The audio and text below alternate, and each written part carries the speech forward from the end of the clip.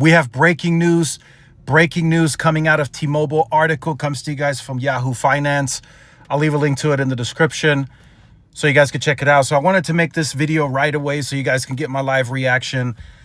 This is something that I anticipated already. So this is no surprise to me. Might be a surprise to you, not a surprise to me.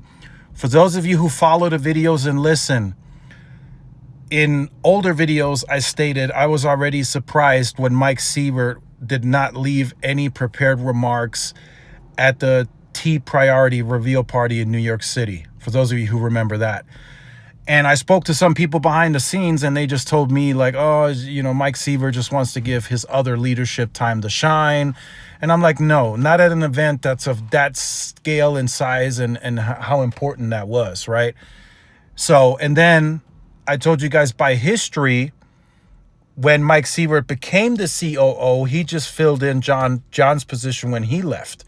So as soon as they got the new COO from Deutsche Telekom, I already had a feeling, okay, Mike Sievert is out. He's going to come in and fill the CEO role. And that's exactly what's happening, right? This is from Handelsblatt in Germany. And they're saying that Mike Sievert is out as soon as the end of this year or early next year. That's the rumor right now. Of course, it hasn't officially happened. But I don't see Mike Sievert making it through the rest of this year. For what? What else does he himself have to prove, right? So he's probably still going to be at the earnings calls, but they might announce his departure soon, like publicly announce, where we don't have to guess or look for sources and stuff. I think they'll just come out and say it. I mean, there's nothing else that Mike Sievert has to prove. He's been running the merged company since it closed, and they've had nothing but success, right? The free cash flow is high. They're doing buybacks and dividend, as I talked about in the recent video.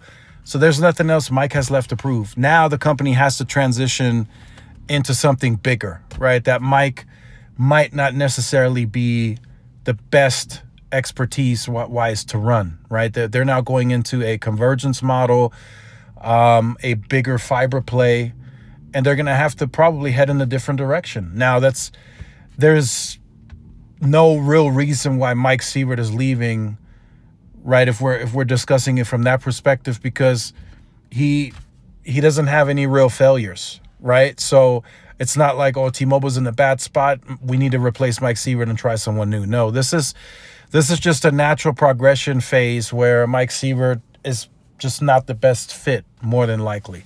Just like John wasn't the best fit to run the merged company because he stood for value, cheap, Un-carrier. He stood for all that, right? So Mike Sievert was the best at the time to run the merged company. And now 5 years in, right, going on year 6, he's taken that merged wireless company to the next level. But now it's going in a different direction to an even bigger level. And now it requires someone else's expertise.